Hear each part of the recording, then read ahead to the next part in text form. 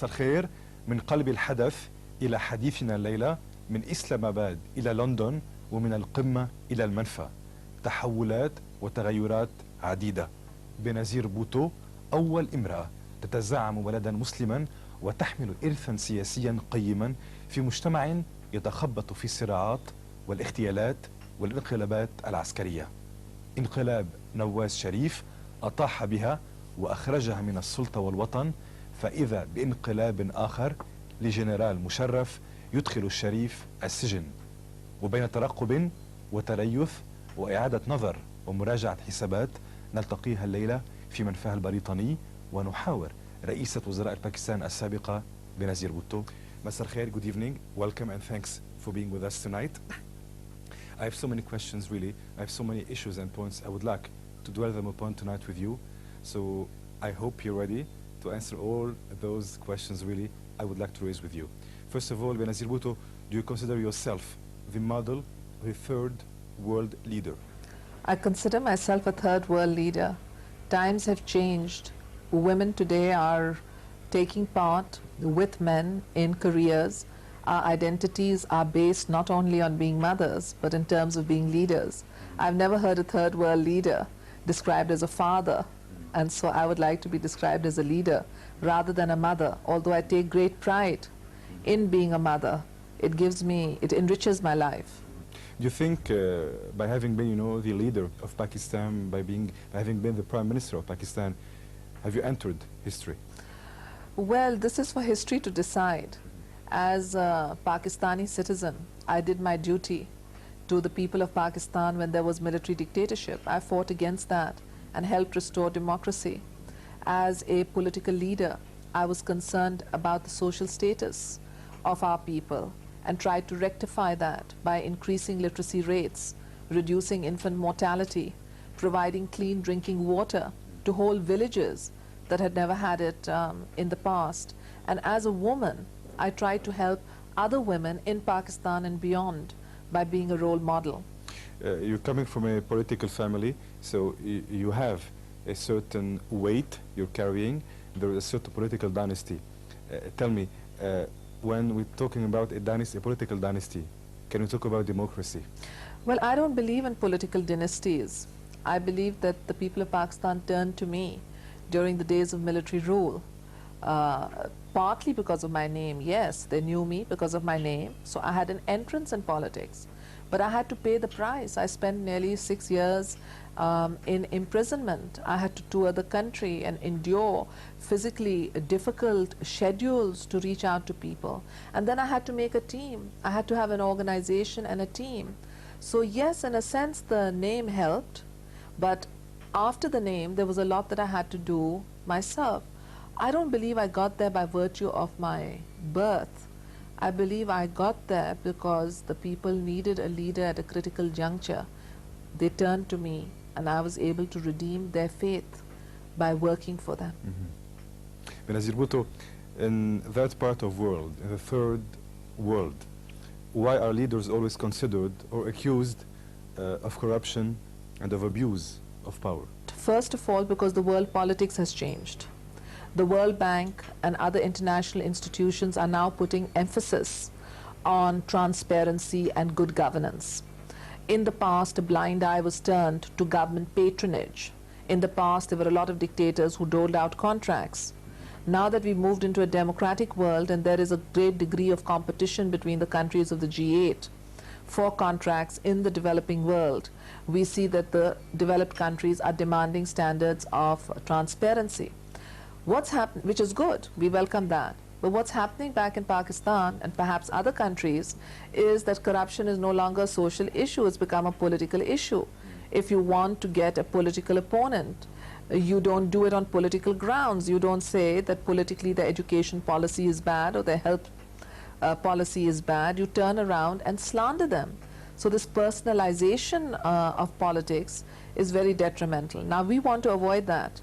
And we are suggesting that Pakistan sign the International Convention of Human Rights and the optional documents. Because if Pakistan signs such a document, and other countries do too, then victims of judicial abuse and political victimization will be able to go to the United Nations. We want that right. I want that right. I served my people honestly and selflessly. And for 3 years, my fundamental human rights have been stripped away from me, from my husband, from my party colleagues. We have been subjected to mental torture and agony, and we want a redress. When you used to rule, when you were a ruler, when you were governing, were you just towards all your opponents? Very much so. I did my job. I wasn't a policewoman. I didn't set up special courts, and I didn't have special laws. But as soon as I was overthrown, in a military-backed exercise, those who came after me, like President Laghari and Prime Minister Nawaz Sharif, they made special laws with retrospective effect. They set up special courts. They began midnight raids. They arrested people and tortured them, even when they were foreign nationals. The Financial Times has just written about how a British citizen had Russian roulette played with him, guns put to his head, and said, "We want Bhutto, we want Zardari," lie, signed the statement. This happened all the time in Pakistan. It didn't happen when I was Prime Minister. When I was Prime Minister, we were bringing foreign investment from the world. Now that these people have come, they're driving investment away. They're increasing the miseries of our people, and they are abusing the whole process. We have to decide, is the Prime Minister of Pakistan a Prime Minister or a policeman? I think Prime Minister should govern and leave policemen to investigate cases. Benazir Bhutto, in 1988, you became the first woman to head a Muslim nation, opening up a new era. For 8 years, almost a decade, you have ruled before Nawaz Sharif came and took over on November 5th, 1996. How do you look at all of those events that occurred definitely promptly, that occurred so fast, and how do you assess your situation today? The last decade has been a difficult one for the people of Pakistan. We have been living in a world of transition where the Cold War ended. The money that came with the Cold War also ended, increasing the hardship for our nation. Secondly, it was a world of transition from General Zia's military dictatorship to a democratic era, but the security apparatus of the country never accepted democracy. The heads of the security intelligence agencies are on record boasting of having destabilized my government, boasting of getting rid of the government. Our governments were got rid of, and they brought Nawaz Sharif in. Later on, they fell out with Nawaz Sharif, their puppet, and they didn't have another puppet, so they took power themselves. But I think that this is a time when all Pakistanis must sit down and take stock. Did politicians fail, or did democracy derail because the powerful security apparatus had an agenda of its own and did not trust the liberal popular leaders who might not have supported the Taliban in Afghanistan and who might not have supported a hawkish policy vis-a-vis India, who might not have supported concentrating on missiles instead of concentrating on markets. Benazir Bhutto, you have been facing a corruption scandal since last April. Actually, you've been convicted of embezzling more than $2 billion. You have denied all those charges. Excuse me, I must interrupt you here. You've mentioned 3 things. You said that I've been fighting corruption charges. No. I've been politically persecuted. All my rights have been stripped from me. The right to my family's happiness, my husband has been held hostage. Our right to a fair and open trial, our right to an unbiased judge, to lawyers, our lawyers kept getting arrested, to defense witnesses, I was denied defense witness. A court has got an international definition. I was not tried by a court as it is defined in the Pakistani constitution or in the United Nations constitution. I was burnt at the stake like a witch that had been demonized before. Secondly, I was not convicted of taking $2 billion. They couldn't find one account of mine, not one account. They couldn't find $1. Legitimate or illegitimate is a separate issue. First come up with $1. They couldn't even find that. All they found was that a Swiss firm called SGS helped Pakistan raise its revenues and took a consultancy fee. That consultancy fee was of $6 million, and it was not paid to my husband, and it was not paid to me. It was paid to the consultant of the Swiss firm. In return for those 6 million rupees, Pakistan's revenues increased dramatically for every 6 rupees previously collected, an extra rupee was collected. So yes, there was a Swiss firm. It was paid a consultancy fee, not to the Prime Minister or her husband, but to its consultants. And as time proved, that Swiss firm was a good decision because it delivered to the people of Pakistan. Now, where was my wrongdoing? That was not proved. Where was my enrichment? That was not proved. But instead, a contract that benefited Pakistan was twisted to try and take away from me my liberty, to take away from me all my ancestral property that had existed before Pakistan came into being, and to ensure that I never worked again by saying that there would be an $8 million fine. So not only would I not have what I already owned, but that if I ever went abroad and tried to seek a living in future, even that money would be taken. You can see from the venom of the sentence that it had nothing to do with corruption. It was all about politics. My father was physically assassinated. They tried to morally assassinate me, but they failed because the people of Pakistan have rejected these charges. And today, wherever there is a Pakistani community, I am invited, whether it's in England, in Toronto, in America, or Norway. Everywhere the Pakistani community rallies around me as their legitimate leader who served Pakistan and gave it respect, and who has been shabbily treated by a security apparatus wedded to the past, who wants to transform Pakistan into a reactionary society. You just mentioned that your father was assassinated. Actually, yes, he has been assassinated. Tell me, do you fear that history might repeat itself? No, I don't live in fear. I don't believe in the word fear. And my advice to young people out there who may be listening to this interview is put fear aside. Whatever will happen, will happen. So don't live in suspense of what is going to happen. You've got your life. It's given to you once to lead. You do what you think is right and leave tomorrow to another day. It's like the song, Que sera, sera. Yes, you have done your research very well. This was a song that my father used to sing to me, and I couldn't understand its importance when he used to say whatever will be, will be. And even in Islam, if you look at it, people say inshallah, by the will of Allah, if Allah wills.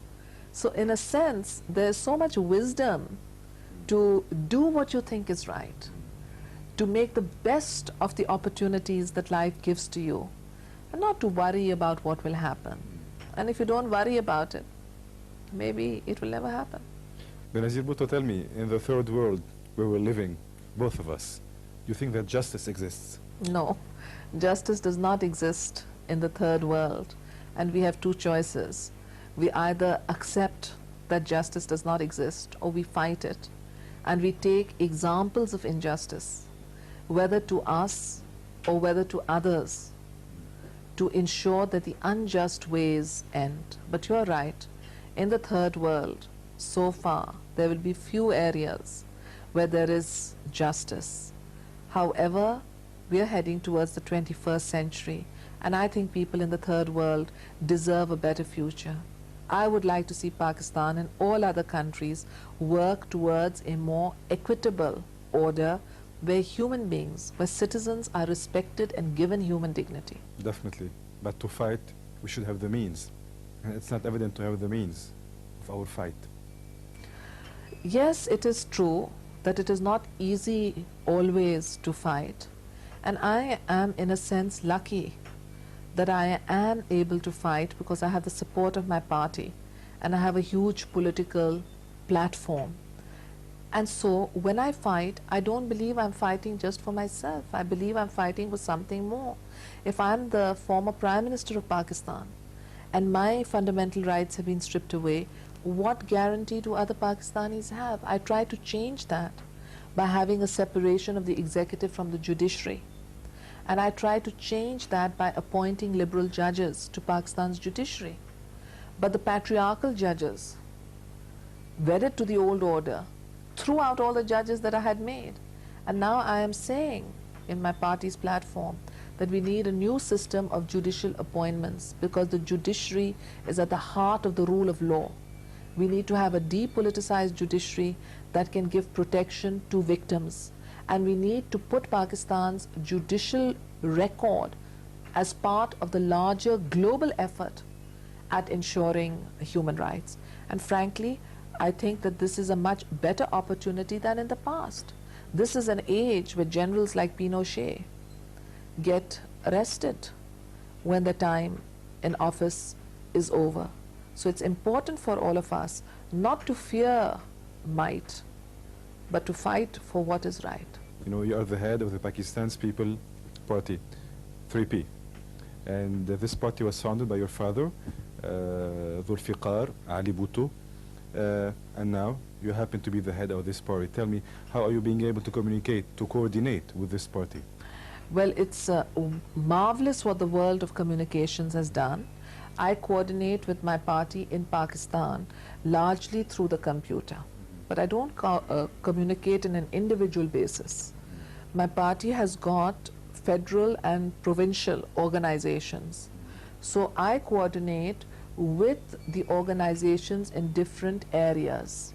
For instance, I have an organization for each of the federating units of Pakistan, and I'm able to coordinate with the central party or for the areas looking after the federating unit. And so we have a great exchange. I'm also able to communicate with our press officers, which keep me informed about what is going on in the world. They tell me about the Urdu press, the English press, the Sindhi press, the foreign press. So I get a lot of information, and information is knowledge, and knowledge is power. Mrs. Bhutto, you said that the lawyers who are working for you, who are dealing with your case, are being tortured from time to another. Now they have asked for a final appeal. If the Supreme Court disregards this appeal or refuses it, you'll be facing 5 years in jail, $10 million fine, confiscation of all your property, as well as disqualification from public office. The situation is really tough and somehow awkward. How are you facing it? What about, you know, this alternative? If it happens, how would you face it? Well, it's a question of whether there will be justice or injustice. As you have said, what is the allegation? Where is the proof? And what is the judgment? It's totally disproportionate. All right, let's say they have no proofs, there is no justice, and this is going to happen, you know? It's not going to happen. First of all, I will fight them to my last breath. I will not allow people to seize the rights of citizens of Pakistan because they have a lust for power that has already resulted in the shame and humiliation of Pakistan. We have since 1947 either hanged prime ministers or disqualified prime ministers. And the net result is that Pakistan broke up and suffered humiliation in East Pakistan. We lost Siachen, and most recently in Kargil. We were thrown out of the mountains and shamed and humiliated. People like me are not going to succumb to such miseries that are being inflicted on our country. But let me tell you something. What is the aim of this entire exercise? That if we take away her liberty, if we take away her independent means, and if we take away her prospects of ever earning anything in the future, we will no longer have her as a political leader? Sorry. I want to tell the exploiters and the oppressors that people survive on the love of the masses who follow them. Whatever they do to me, they cannot take away from me my commitment to the people of Pakistan. And it is the people of Pakistan whom I serve and the people of Pakistan who will defend me. Mrs. Bhutto, if all those charges are politically motivated and if the government doesn't have any proof or at least any evidence, tell me, why have you left Pakistan? Well, I stayed in Pakistan for 3 years thinking it would make a difference. But I found that it didn't, because they just did not want to listen. It was a political game of persecution. And they harassed me and my supporters, my family too. 8 times my brother-in-law was arrested. 8 times they told him, leave Benazir and say her husband is corrupt. My brother-in-law said, how do you expect me to say such a lie? I'm married into that family. How can you expect me? They said, if you don't say it, we'll take away your life. 8 times they had to pay for lawyers, go to the court, get freed, travel hundreds of miles to go and release him.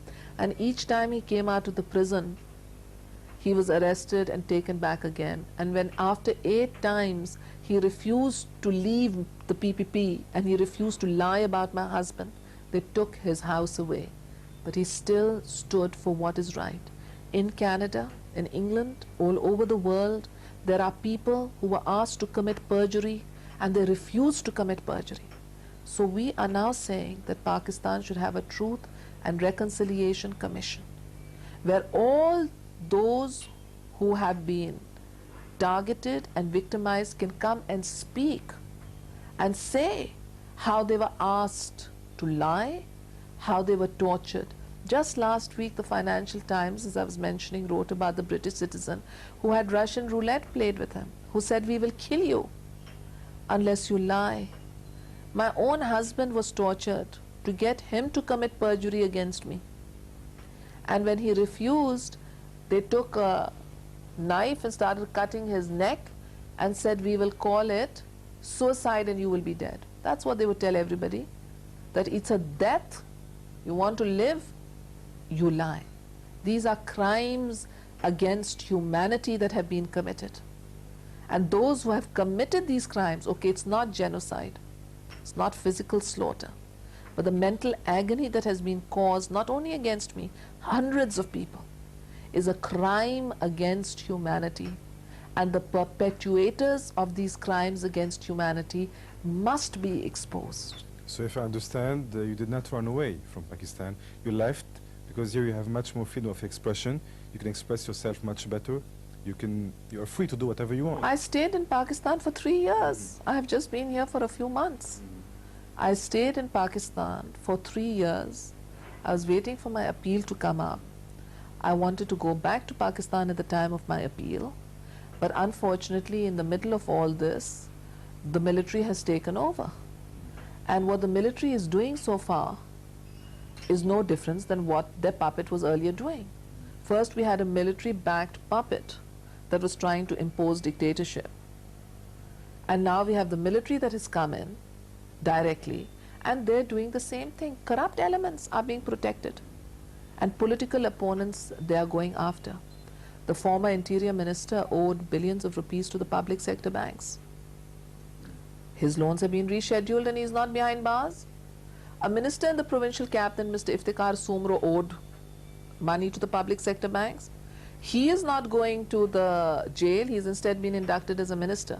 But those people of the Muslim League and the People's Party who are not wanted on political consideration, they are being targeted. So I say to them, okay, you want to target us?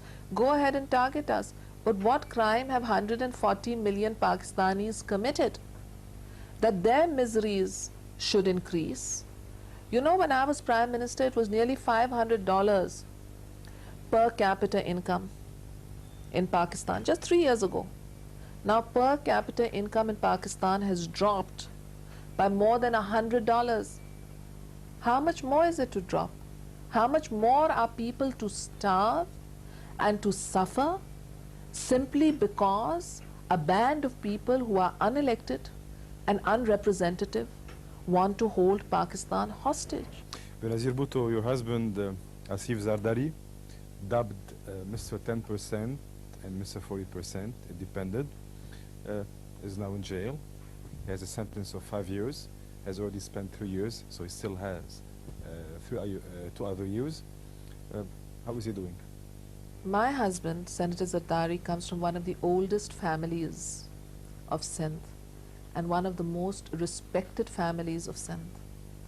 His grandfather was decorated by the Turkish Caliphates, because in the 20s you had the Khilafat system, you will remember, and he was also decorated by the British for his services in education. The oldest university in what is now Pakistan, set up, the first and the oldest, was set up by my husband, Senator Zardari's grandfather. He has come from a distinguished family but has been subjected to verbal abuse by my opponents who call him Mr. 10% and Mr. 40%. My husband comes from a business family that has had insurance, banking, and during the days of General Zia, in an open auction, outbid everybody else to build a five-star hotel. My husband is a realist in real estate, does not do government jobs. And you know that people in real estate, in the Arab world or the Muslim world, are all rich and successful. My husband is a rich and successful person who had no need of government commissions.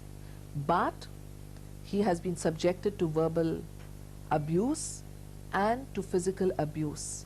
Under Pakistani law, nobody can be kept behind for more than 2 years if they're not convicted.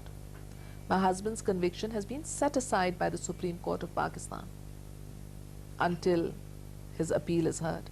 And yet he has spent 3 years in prison. 3 years is the equivalent of a 5-year sentence. During this period, he has been involved in several murder cases just because when you have a death threat hanging over your head, people fall apart. I am proud of him that he has not fallen apart. My husband and I have now decided, although he comes from a political family and I come from a political family, that either he will do politics or I will do politics, because we understand that each of us are being used against the other. How is he doing today? He's a brave and courageous man. No, he's not fine. How can you be fine when you've been kept behind bars unfairly? How can you be fine when you're an honest, self-respecting human being who had a flourishing business, and suddenly you see yourself being decimated in this fashion? How can you be fine when you have a 3-year-old child who's turned 6 and you can't even go to her birthday parties or hold her in your arms because there is a vendetta going on against you for your political beliefs? He's not fine, I'm not fine, but we are giving the sacrifice for the people of Pakistan because we love the people of Pakistan, and we want to show that political leaders will not succumb and bend their heads between those who want to strip the country of democratic rights and want to steal from our people their social and economic rights. We will fight them, and in fighting them, where do we get our spirit and our strength? We get our strength from history, because history is replete with examples of how those who served in the way of God, who served in the way of God's creatures, the people on this earth, were all victimized. And we will fight them. We will not give up, because we have not done something wrong that we should give up and we should hang our heads in shame. When Mr. Nawaz Sharif was accused of taking money from public sector banks, he couldn't deny it. But no such accusation was made against my husband. No such accusation was made against any member of my family or my husband's family. But somehow or the other, there's this belief that if you are in business and you have money, then money is a sin. And it is this attitude which has led to the collapse of the Pakistani economy. Not only my husband, but all businessmen, not only Pakistani businessmen, but foreign businessmen and Pakistani businessmen. They have all been charged with corruption. Investment has gone out of the country. Yesterday, Standard and Moody declared Pakistan a defaulter nation, according to one of the newspaper reports that I was looking at. So this is the state of our economy. How can you victimize business people with unsubstantiated charges of corruption? Who are you destroying? You're destroying Pakistan. You're not destroying PPP or Benazir Bhutto or some multinational that was involved. You are destroying Pakistan. The rest of the world lays out a red carpet and brings investment to their country so that there can be jobs and employment, and shops can do businesses and houses can go on rent. But in Pakistan, there has been a vendetta against foreign businessmen and against Pakistani businessmen. And this is destroying our country. You know, throughout your eyes, I'm being able to read the difficult position in which you are, the difficult status in which you are, in the difficult atmosphere you're living. But you know, when we have the faith, when we have the will, and when we have to struggle for something we believe in, you know, we should pass through different and difficult circumstances. And I think you have the faith, you have the courage, and this is how you're struggling, you know, like you said, for the freedom and for the well-being of your people, of your sujets in Pakistan. Benazir Bhutto, former Prime Minister of Pakistan, for the first time on Lebanese screens tonight with us. We'll be back right after this.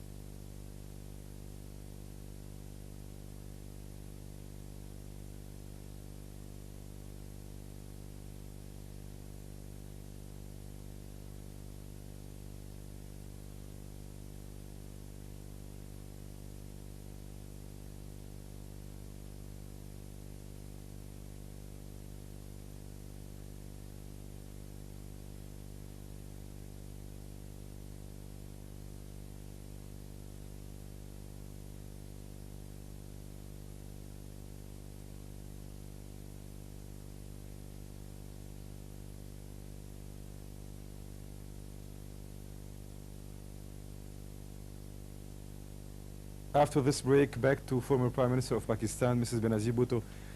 Welcome again, and thanks once again for being with us tonight. Tell me, Benazir Bhutto, after the coup d'etat of Mishrif, do you intend to go back to Pakistan sooner than what was projected before?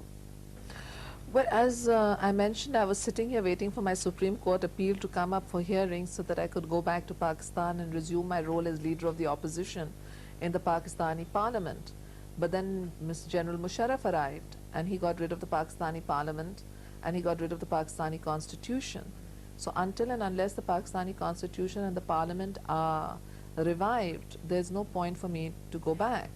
Pakistan right now is facing a critical situation, and I feel I can speak out much more and explain what is going out from outside. I consider myself to be today a nomad. You can say a nomad in exile if you like. In the old days, we used to read about how there'd be all these herdsmen, and they'd pick up their tents and they'd pick up their sheep and they'd travel from city to city. And I now pick up my little computer and I travel from city to city. I'm going to Leeds day after tomorrow to address the community. From there, I'm going on to Norway. And after I finish with Norway, I'm planning to proceed to Connecticut. So I consider myself to be lucky to have the freedom to be able to speak out and create the awareness amongst the Pakistani community about what is happening back home and what we ought to be doing to try and put Pakistan back on track so that it can live as a civilized nation. So we have to wait for another coup d'etat? Oh, I don't know. There are a lot of people who say that there will be another coup d'etat. I hope not. I think that General Musharraf will find that governing Pakistan is not an easy task. We had all hoped, you know, when he came in, he said that Nawaz Sharif was sacking me and he was going to kill all of us in the aeroplane, and there were 200 passengers whose lives were in danger, and so we had to come in to restore democracy. So everybody was very happy that the general has been forced to come in to restore democracy. But 1 month has passed and we haven't seen any restoration of democracy. Instead, we've seen a whole bunch of political opportunists gather around the general and tell the general that you are a messiah and the country needs you to turn the economy around. Now you tell me, how can a general turn the economy around? Our economy is in trouble because we have such huge debt and we have such huge defense expenditures that we have to keep raising the price of petrol. The general is going to raise the price of petrol in a few months. So really the choice for the people of Pakistan is, what role do we want for ourselves? Do we want to go on as a militaristic state that spends all its resources on maintaining and sustaining a military, or do we want to make the necessary changes in our foreign policy that will enable our economy to bear the costs of that foreign policy? Do we want to become Russia? Because Russia had such an ambitious foreign policy that in the end its people didn't have wheat to eat. They couldn't afford that policy. Well, the change that occurred in Pakistan is a surprise for you, or were you expecting it? Well, it was a surprise and it was not a surprise. You see, since 1996, when my government was overthrown, I have been hearing how there is a group of people who are anti-democracy, and they don't want democracy, and they want to turn Pakistan into a non-democratic country. So I've been hearing about that. It did come as a surprise to me. It didn't come as a surprise because I knew they wanted to even get rid of Nawaz, but it did come as a surprise to me because if Nawaz hadn't sacked the army chief, the army wouldn't have reacted. Nawaz Sharif sacked the army chief to control the army. The army didn't want to be controlled, so it reacted, and was very surprising because in the morning we woke up and we heard Nawaz is going to be there for the next 20 years, he's controlled the army. And then 45 minutes later we heard, no, Nawaz is arrested and the army has refused to accept him.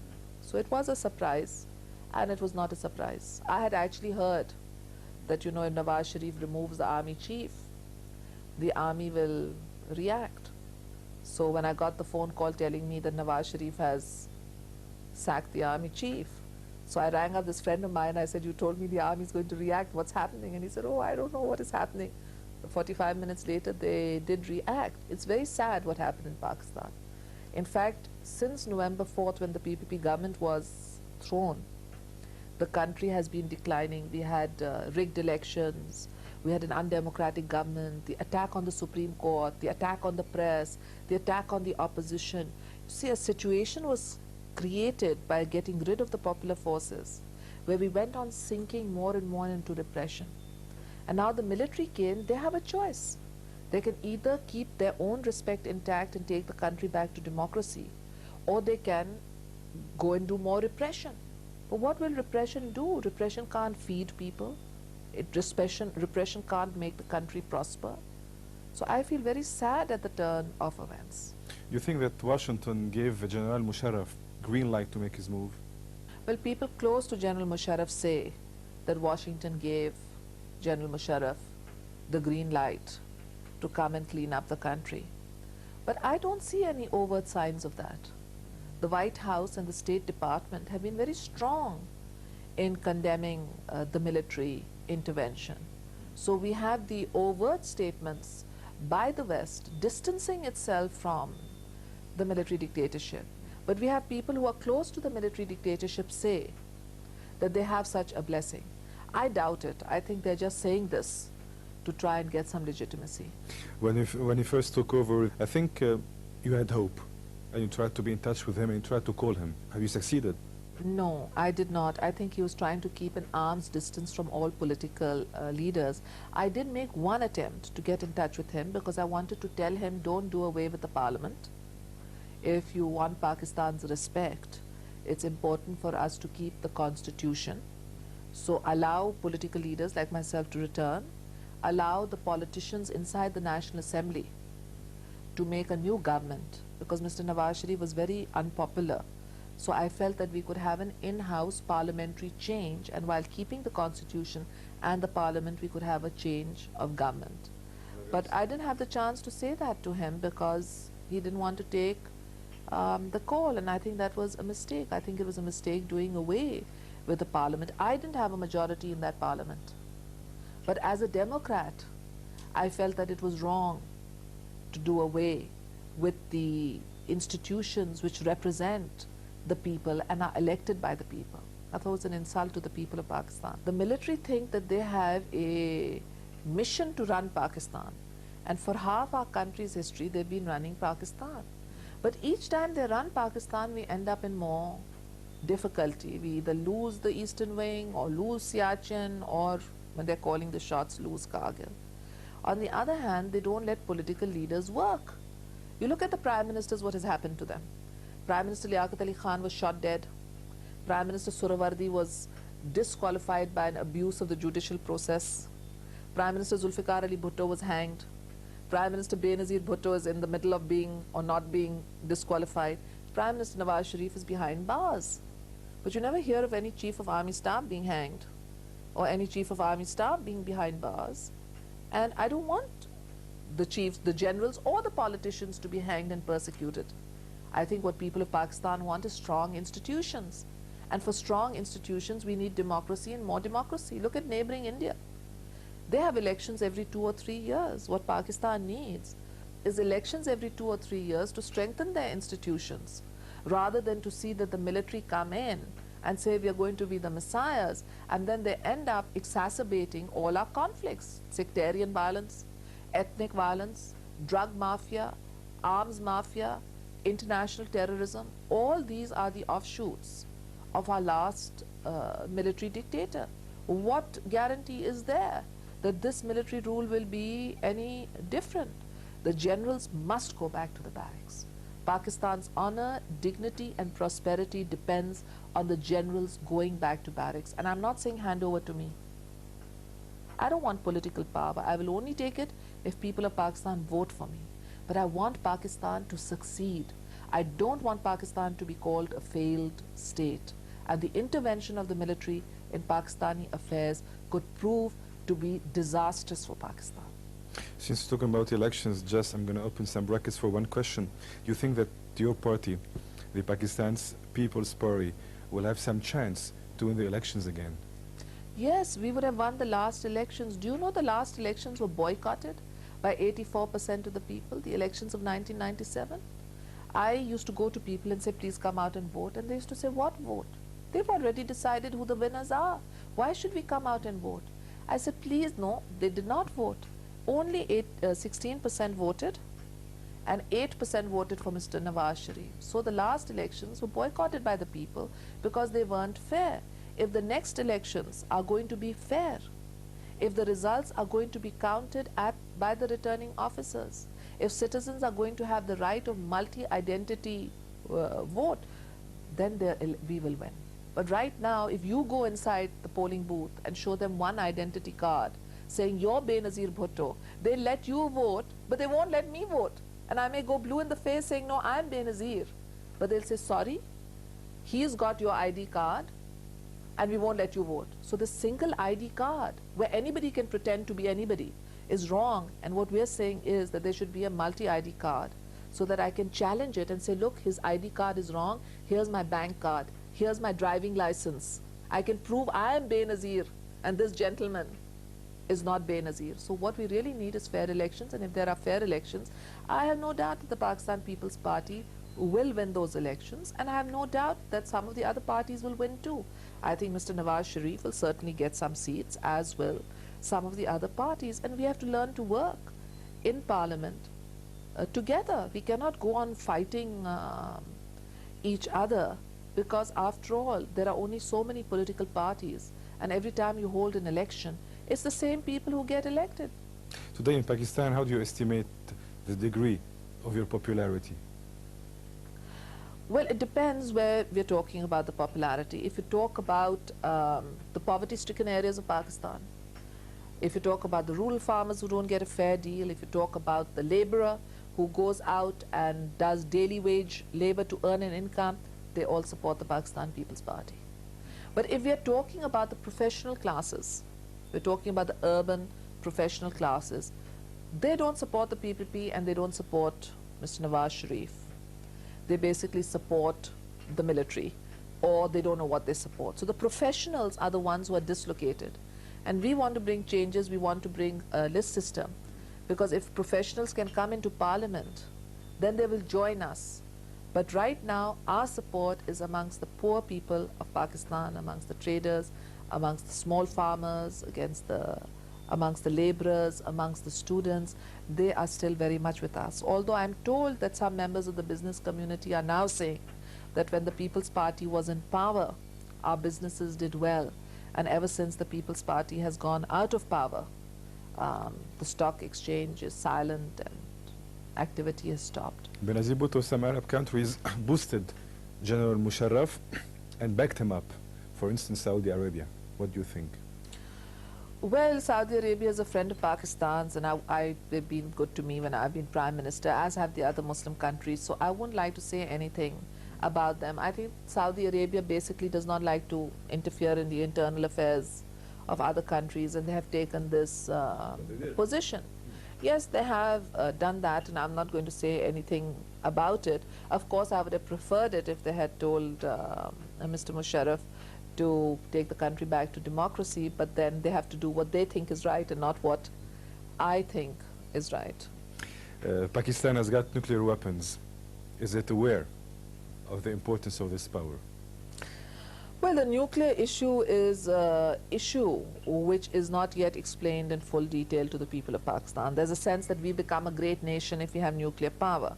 So for ordinary Pakistanis, it gives them a sense of pride that we are one of the greatest nations of the world. There are only a handful. Security and protection, maybe. Well, security and protection, yes, but more than security and protection, pride. People think that we are like a superpower because no other Muslim country has a bomb and we have a bomb, so that means we are better than all the other countries, and very few countries in the world have it. Only the developed countries have it, and India and Pakistan has it. So in that sort of sense, it gives pride. But the devastating consequences of nuclear weapons is not understood. Your neighbors have got it also. Our neighbors have got it also. But you know, beyond that, I think that part of it is a fault even of leaders like myself. My father lived during the time of the Cold War, when India was with the Russians and Pakistan was with the Americans. So because India had a bomb, we wanted a bomb, and it was balance of power and parity. And then when we came into power, we thought also that we have to keep up with India. I thought so. So all the time when we were raising the income of Pakistan, we were buying submarines and tanks and aeroplanes and missiles and giving it. And we have a very strong military arsenal today. But on the other hand, our people are committing suicide because they can't afford to live. We have terrible poverty. And when we went into Kargil, all the bombs and all the missiles couldn't save us because we did not have diplomatic support. So in the world of today, I'm changing my thinking. I think that a nation today is strong when it has diplomatic support. But if a nation has just missiles, it can be humiliated, as Pakistan was humiliated in July when it had to unilaterally withdraw from Kargil. So I'd like to see Pakistan now de-link itself with a militaristic past. Like you already mentioned, there has always been a struggle between India and Pakistan. You think there's a certain threat of a nuclear war between those two countries? When there are nuclear weapons, nuclear war cannot be ruled out. Pakistan and India came very close to a clash in July 1999, and the Indians were threatening to cross the line of control. Had they crossed the line of control and things gone wrong, Pakistan could have very well ended up using the nuclear weapons. I think Pakistan has to now define its core defense needs. On this particular issue, I will give General Musharraf credit, because he too has said that we must improve relations with India, we must withdraw our forces from the borders with India, and we must also evolve a relationship where we identify our core defense needs. I would like to see Pakistan, in identifying its core defense needs, see does it need any more nuclear weapons, or what it has is enough. And if what we have is enough, then there should be some freeze involved, so Pakistan is not caught in an arms race that leads to increased taxes on the people of Pakistan and increased poverty. How important today is geopolitics to Pakistan? It's very important. I think that these are the national elements that need to be put together. That is, what is our foreign policy? And that, do we have the means to back up our foreign policy? In the past, the West gave us the money for our foreign policy. We had war with India, we had tension with India because the Americans needed us for communism. But now communism is dead and the Americans no longer need us for communism, so they're not giving us $4.6 billion of aid or military planes, F-16s and military and free weed. We have to pay for everything. And if we have to pay for everything, where is the money to come from? How long can we go on starving our people for a foreign policy that we cannot afford? What are the countries you're interested in building relations with? What are the countries that we are interested in relations with? I think we're part of a global community. As the foreign policy imperatives of the past were based on strategic considerations, that if you were in the frontline state against communism or the free world, you had a particular foreign policy, and if you had a communist approach, you were part of the non-aligned or the Soviet camp in East Europe. That has changed. You are today close to those countries that can help you economically. It depends on your markets. Today my markets may agree with that of India, tomorrow they may agree with that of the Gulf, day after tomorrow they may agree with that of Europe. It is markets, it is investment.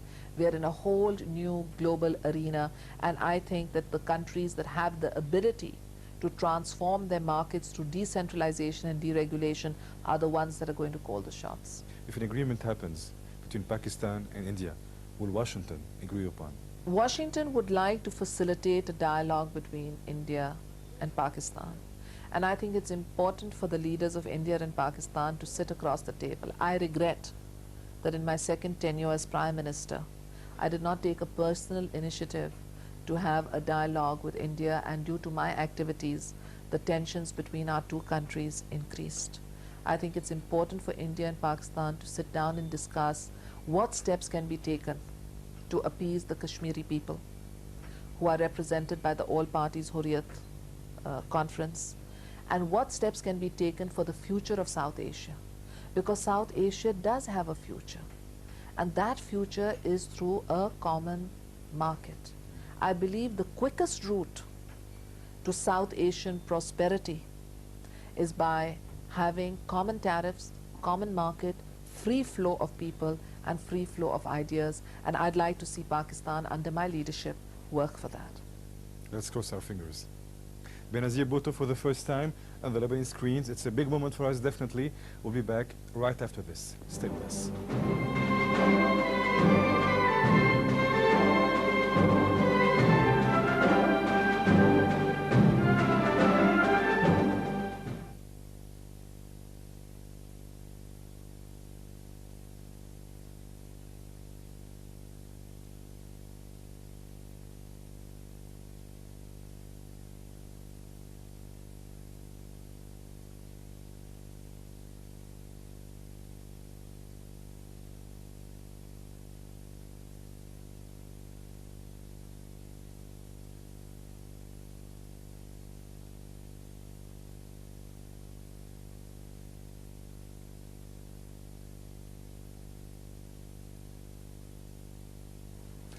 Benazir Bhutto, some people said you were the new Imelda Marcos. What do you think?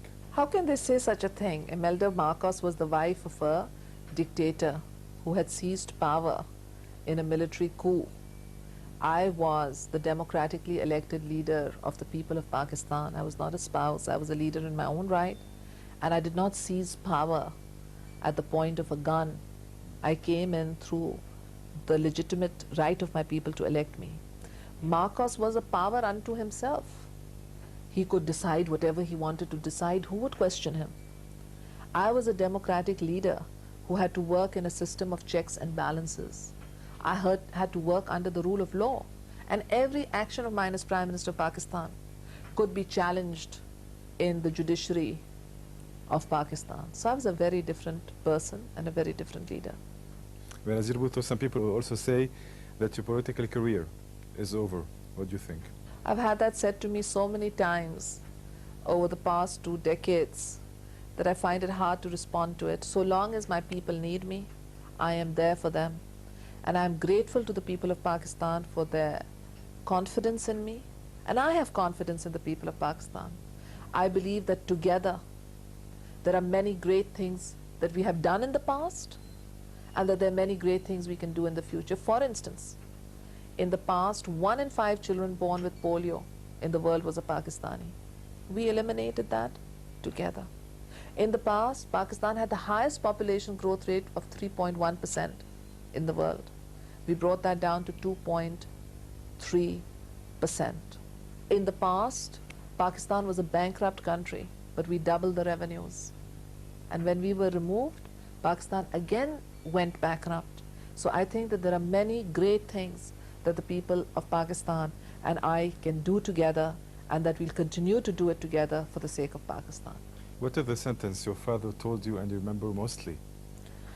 My father told me many things, but at the end of the day, he told me to always work for the poor, the deprived, the weak, and the discriminated. And that is something I would like to do in politics and out of politics. He told me that you are privileged to have a good education. But remember, all the people who cannot have that education. And so throughout my life, I have been motivated to try and think of others rather than to think of myself. And throughout the times of difficulty, when I am in personal difficulty, or when my children tell me that, Mama, why are you not here? I say to them, because I work for other children, and I work for others. And that is the strongest advice or influence that my father left me with. And I don't know, there are times when I say that this life is too tormented, that the triumphs have been great, but the tragedies have been great too. And I wonder why I can't break loose. And perhaps one of the reasons that I can't do that is because of what my father told me. You've got 3 children, aged 11, 9, and 6. Tell me, why did you choose? Why have you chosen Dubai to install them over there? I love Dubai. It's close to Pakistan. It's an hour and a half away. It's got a very large Pakistani population and indeed a South Asian population. Arabs are very similar to Pakistanis. So I really feel it is home away from home. And then His Highness Sheikh Zayed has always been very kind towards my family. And so it gives me a sense of security to be living in a country with a ruler who is kind and compassionate It really gives me the strength to cope with the many different challenges that have come up in my own life. Benazir Bhutto, you seem very tough in general, but you know, when we talk to you, when we get to know you, we find out that you are very sensitive. Tell me, how are you as a mother? Well, I think all mothers are very soft towards their children, and I am also very soft towards my children.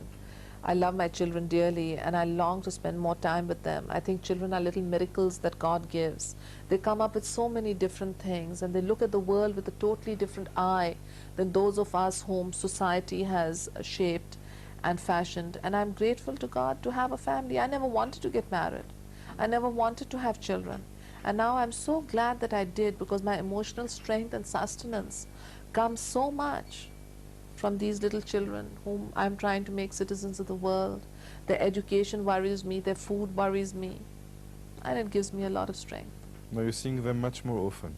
Yes, I'm seeing them much more often, and my shopping bill has really increased since I'm seeing them often. The first thing they want to know is what Mama has brought back for them, so I'm always racking my brains. Should it be chocolates? Should it be computer games? Should it be clothes?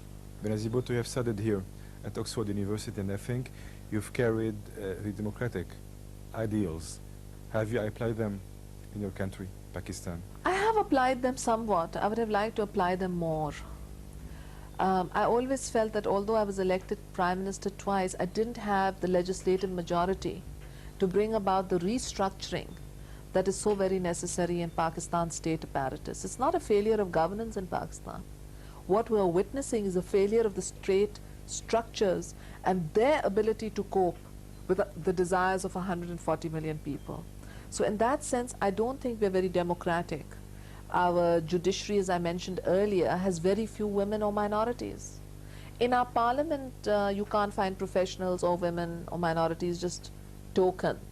So in that sort of sense, there is a whole society out there made up of young people. And then there are the state structures, the bureaucracy, the judiciary, the parliament, which don't reflect the composition of Pakistani society. We're now thinking of working on Team PPP. And we're trying to get overseas Pakistanis to come back to take over governmental departments, not political power, but governmental departments, to try and modernize and upgrade them so that our bureaucracy can be needed. And I think that also our police and our bureaucracy and our judiciary have suffered a lot. There are a few bad eggs who've given them a bad name. But on the whole, these are people working on miserable salaries, trying to make two ends meet, and at the same time do a good job. So I feel bad for all of them too. I know that there are honest judges and police officers who wear a nice uniform or clothes when they have to go and perform. But in their homes, they live quite shabbily because inflation has made life very difficult for the salaried classes. If you work on a salary and not a business, how can you send your children to a good school? How can you get them good clothes? So I think overall we have to break out of the impasse. And the way I see Pakistan breaking out of the economic impasse is now working for a South Asian free trade zone. Benazir Bhutto, in 2 words, what does power mean to you? The ability to bring change, the ability to do good. For me, the most fulfilling moments of power came when I was able to increase the education budget and the health budget, and when we were able to reduce infant mortality. For me, power is fulfilling when power can help transform the lives of the deprived sections of society. What does fame mean to you? Fame is more difficult to define. Fame is something that you try and run away from at times, and other times you realize that that very fame enables you to speak and be heard. So fame is more of a mixed bag. I've always had fame walk hand in hand at me, and I've always tried to run away from me. But I also recognize that what I say is heard because of it. So how should I describe it? I don't know. Have you ever thought about getting out of politics? All the time. I've been thinking about it for the last 20 years. My father was in prison, and I used to say, well, Papa will be out of jail and I will be out of politics. And then when I fought my first election, I said, okay, now I've fought my first election and I'll vindicate the blood of the martyrs, and after that I'll walk out of politics. But it didn't happen. Even now in 1997, I said to my party, I said, look, I've had it. My brother was killed. The president stabbed me in the back. We're back to square one with Mr. Nawaz Sharif hounding us all over again. Why don't we get a new leader? Why don't we move on? And they said, no, we want you to lead us. And then my Democratic allies came and said, we want you to lead us. So I find that the more I try to get out, the more I get stuck in. But yes, I think that there has to come a time when I do move on. I'd like to come back. I'd like to win an election. I'd like to also leave on my own terms. Benazir Bhutto, how do you describe the relationship that links you to your biological family? We're very close, my mother, my sister, and myself, and I've always been very close to my biological family. But I had a short dropping out with my mother from August 93 to February 1994. Right. My mother had fallen ill with a form of Alzheimer's, and we didn't know that. And people who have this disease turn against those that they're closest to. Mummy, in those 6 months, had turned against me. But by February 1994, she had reconciled and she had come back.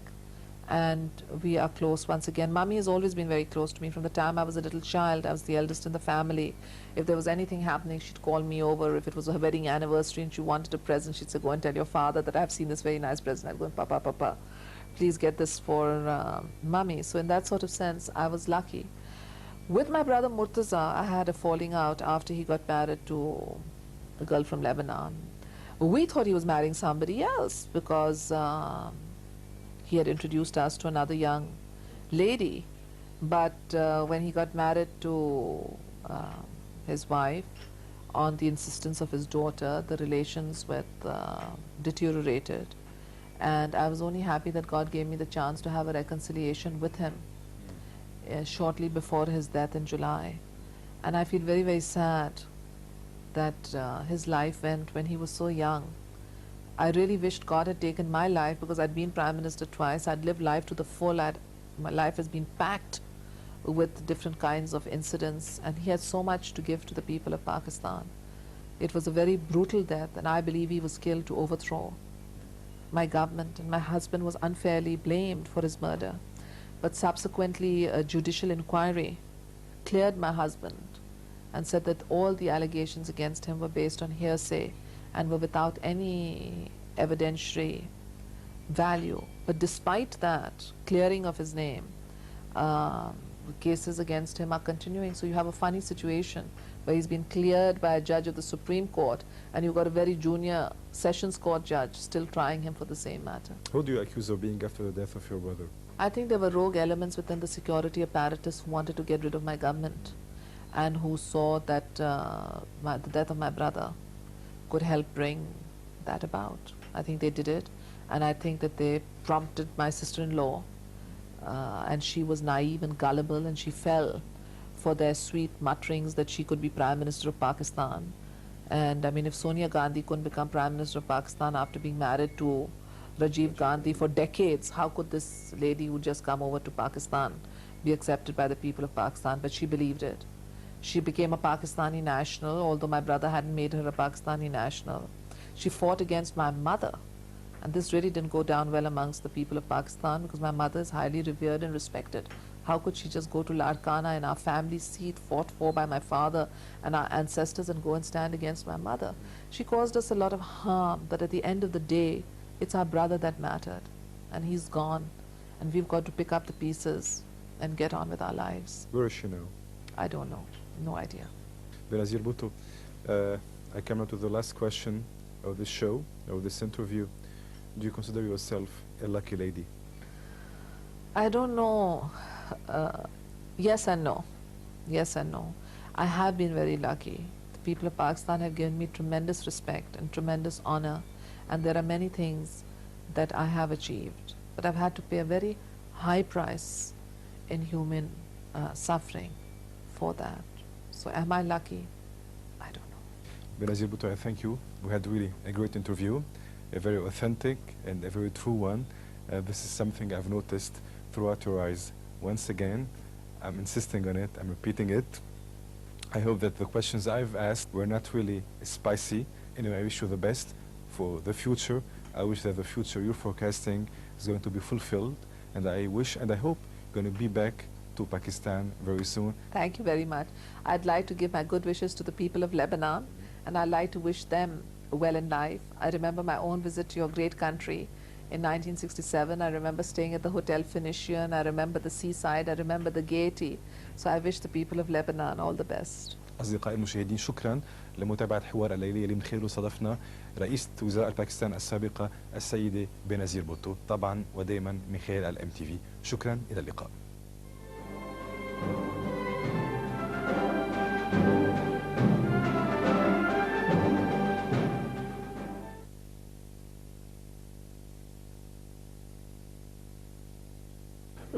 Oui, on a fait cadeau à Lyon pour les premiers deux buts. C'était vraiment parce que jusque-là, Lyon n'a pas eu des très grandes occasions. Mais après le 2-0, c'était très difficile pour notre équipe parce qu'il fallait marquer des buts ou au moins un seul but.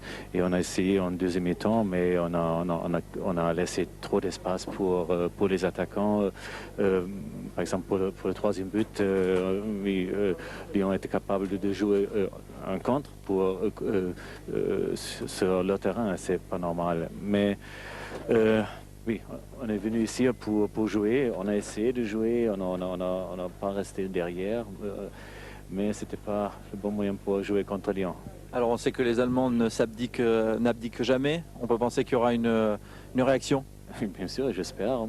Ça devient difficile, bien sûr, mais 3-0, on ne sait jamais. Si Lyon fait pareil à Brême, comme nous ce soir, et on a des cadeaux pour 2 buts en premier mi-temps, tout est possible.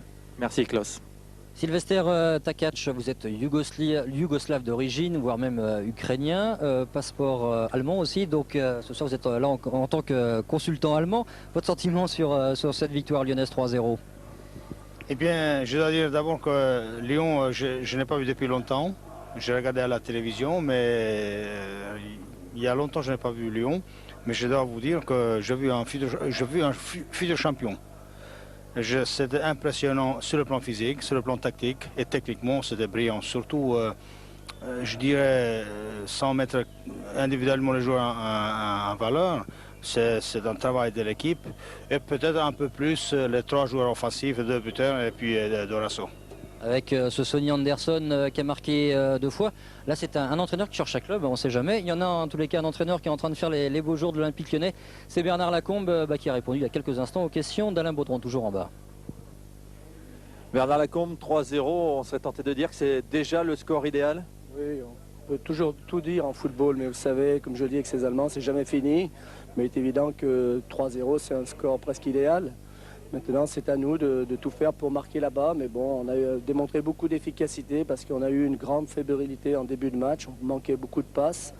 Et puis quand vous avez des joueurs un petit peu d'exception qui peuvent vous faire basculer un match à tout moment, ben, vous avez les 2 attaquants ce soir qui ont fait ce qu'on attendait d'eux encore une fois. Mais c'est très encourageant. Mais c'est surtout après cette force collective qui a été dégagée de cette équipe dans l'abnégation, dans le jeu aérien, parce que c'est une équipe qui vous use physiquement et on a su répondre présent au niveau du défi physique. Alors justement, vous avez parlé de la fébrilité, elle a été perceptible en début de match. Elle était due à quoi? Il faut se dire que les garçons, déjà, ils ont posé, ils avaient le ballon. On aurait dit que quand ils l'avaient, ils avaient une bombe dans les pieds, alors qu'ils auraient dû avoir beaucoup plus de sérénité. C'est ce que j'aurais dit à la mi-temps. Alors maintenant qu'il y a le score qui est pour nous, soyez plus tranquille dans la passe, qu'il y a un temps comme je dis souvent, un temps de préparation et un temps de percussion. Et on confondait un petit peu tout. Et après, bon, on a commencé à mettre le ballon un peu par terre, on a commencé à chercher un peu un jeu collectif meilleur, parce qu'en début de match, c'était vraiment une catastrophe. Donc si je vous comprends bien, il ne faut pas croire déjà que c'est arrivé? Oh non, vous savez, ce soir on a eu beaucoup de réussite, il faut dire les choses comme elles sont. Que d'autres équipes françaises ce soir, ben, nous on a peut-être eu le petit brin de chance qui est un petit peu à l'image de notre équipe depuis le début de cette saison, du moins depuis quelques temps. Maintenant, vous savez, quand je vois ce qui s'est passé à Marseille au soir, ça s'est joué sur rien du tout. Ils auraient pu être davantage au score. Après, ils ont été dominés en seconde mi-temps peut-être, mais ça s'est joué sur rien. Là, ce soir, paraît-il, ça s'est passé pareil. Nous, on a eu la réussite de marquer 2 buts. Peut-être que c'est le joueur qui, comme Sonny Anderson, qui a su faire basculer le match. Merci Bernard. Hubert Fournier, 3-0, c'est joué. Vous connaissez le football allemand, vous avez joué à Mönchengladbach. Est-ce que c'est joué quand même pour Lyon? Disons qu'on a déjà pris la bonne voie. Non, jouer non, parce qu'un match n'est jamais joué, surtout en Coupe d'Europe. Mais bon, c'est vrai qu'il valait mieux partir avec 3-0 qu'avec un score inférieur. Mais on va s'attendre à un grand match là-bas, face à une équipe qui aura à cœur de montrer sa vraie valeur, parce que je pense que c'était peut-être pas sa vraie valeur ce soir. Donc attendons-nous à un match costaud là-bas, mais j'ai confiance en mes coéquipiers pour ramener la qualification à Brême. Président, là, en quelques secondes, le championnat ou la Coupe d'Europe à choisir? Vous savez, je crois qu'il faut jouer à fond les deux. Bien sûr, la Coupe d'Europe, c'est tout à fait grisant. Et puis le championnat, ce serait un bonus. Voilà, on termine à Lyon avec l'avis d'un ancien Lyonnais et surtout d'un ancien d'Arsenal. La seconde période pour Nantes, ça va être comment, Rémi?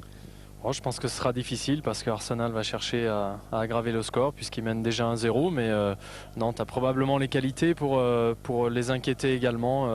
Peut-être dans la continuité de la petite déception d'Arsenal de jouer cette Coupe de l'UEFA. Très bien, merci à tous, merci pour cette belle loge, Président, avec Monsieur Bex, Olivier Blanc et à toute l'équipe de Concept TV de Jean-Yves Meillan, dont c'était le jubilé ce soir. Quant à la réalisation ici, elle a été signée Godard, l'autre. Salut à tous et restez avec nous pour la seconde période d'Arsenal-Nantes.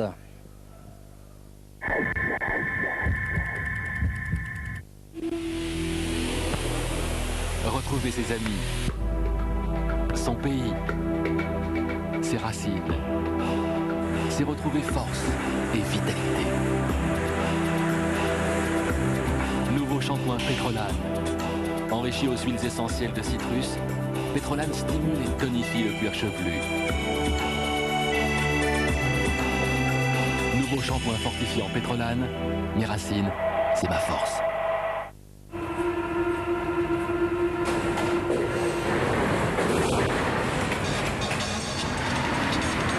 Avec un journal complet tous les quarts d'heure sur l'équipe TV.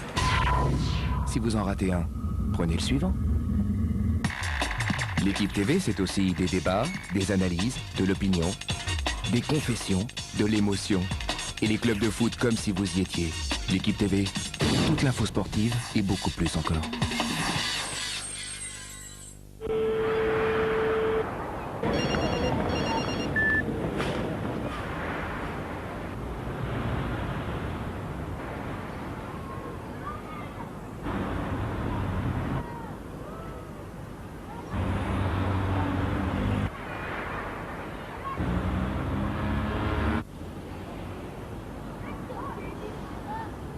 SFR, vous n'avez pas fini d'être libre.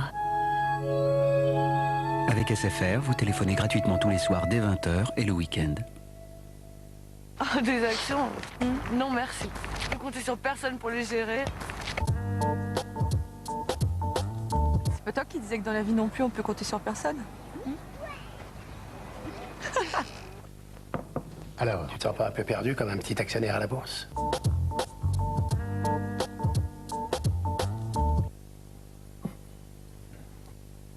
Perdu, moi? Non, pourquoi? On ne gagne jamais rien avec des préjugés.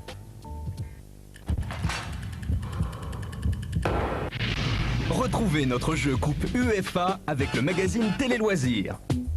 Regardez bien ce personnage et devinez de quel footballeur célèbre il s'agit. Notre tirage au sort vous permettra peut-être de gagner 4 places pour assister à l'un des prochains matchs de la Coupe de l'UEFA et un abonnement au magazine Télé Loisirs. Envoyez vite votre réponse sur le bulletin Télé Loisirs ou sur papier libre à l'adresse suivante. Bonne chance! Sur Eurosport, la télé en grand, les loisirs en géant avec le magazine Télé Loisirs.